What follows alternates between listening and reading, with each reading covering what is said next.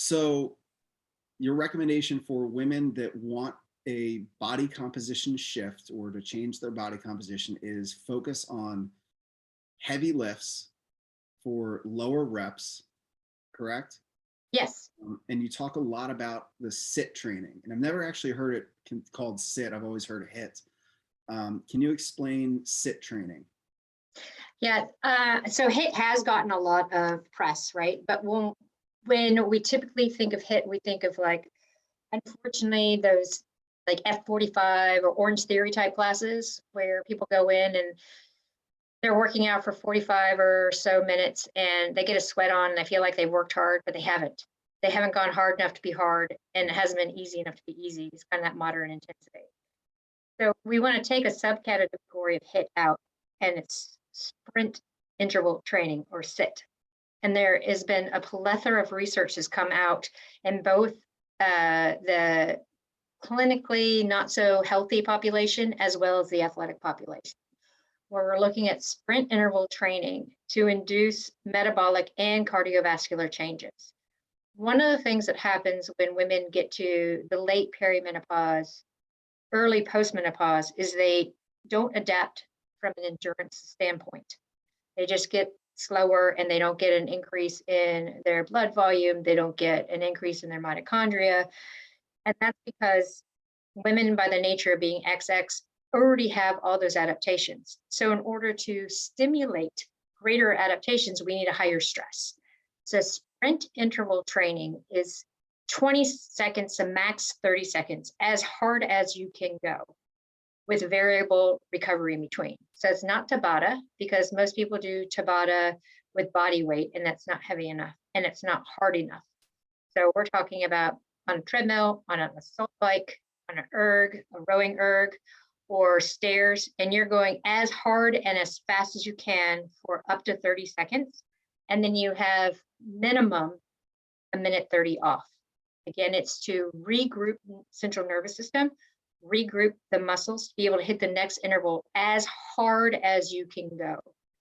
The whole total time of a SIT training session, including warm up and cool down, should not exceed 15 minutes.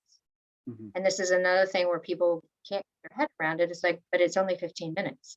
It's like, yes, but the intensity is such a strong intensity that it's creating a lot of epigenetic change, not only within the muscle, from increasing mitochondria, increasing vascular compliance, is causing some changes to now allow your blood vessels to respond a lot better. It's increasing micro circulation in and around the muscle so that you're getting better blood flow to the muscle. You're also increasing the amount of GLUT4 gates that are available. So these are kind of portals that open up to allow glucose to come into the muscle without insulin. And we're also increasing the amount of mitochondria, because it's such a huge stress to the body. The body's like, I need every available organelle to work so that I can fuel and overcome the stress. So when we're looking at that sprint interval training, it's super important for peri and early postmenopausal women to implement this, to be able to keep adapting for that anaerobic and aerobic capacity, but also to then signal the body that we don't want body fat. We need to put more fat into our storage forms within the muscle, be near the mitochondria.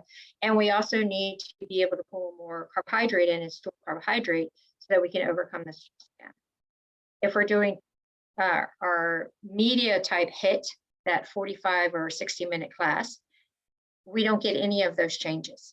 We just stay in this moderate intensity zone that increases cortisol, increases sympathetic drive, increases body fat, and we don't have any kind of epigenetic change that allows our body to change the metabolism and change the function of the muscle. You know, we kind of program a lot of these types of intervals. These, you know, we call them HIIT because that's the word everybody's familiar with. Yep. It's so hard getting people to reach that level of intensity. I mean, so many people have never been even close to that in their lives that they think that 70% of their max heart rate is like they're gonna done.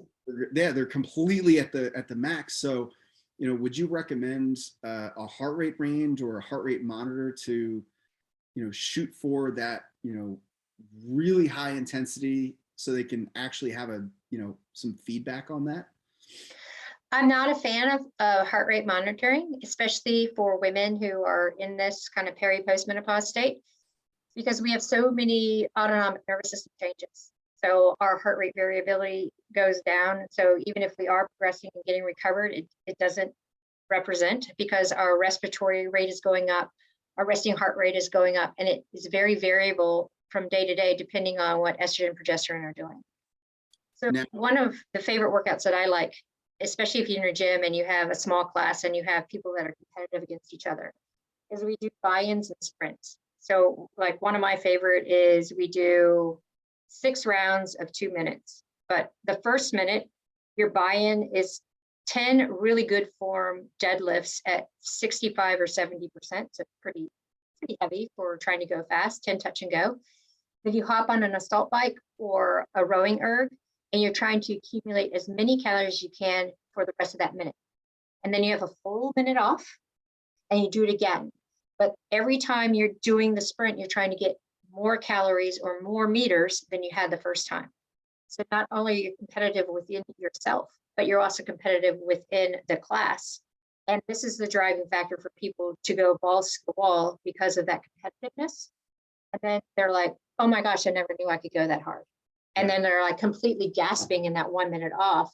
But then by the time that minute rolls around, they're like, oh wait, I can get up and do those deadlifts again. Yeah. And that's, we do EMOMs. That's one of our core kind of, we call them every minute on the minute, Yep. EMOM, where it is a heavy lift, finish with your conditioning for the minute, then the rest period. And I love using the data to like challenge yourself every minute. So that's definitely an approach that we can take.